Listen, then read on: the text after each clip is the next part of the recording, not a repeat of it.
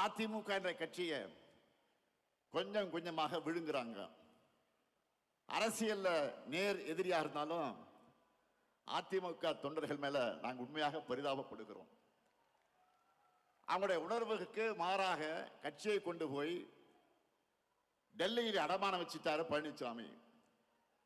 தன் சொந்த நலனுக்காக சுயநலத்திற்காக எப்படியாவது முதலமைச்சராக ஆகணும் என்ற நப்பாசையில் பழனிசாமி அடிமையாக கிடக்கிறாரு.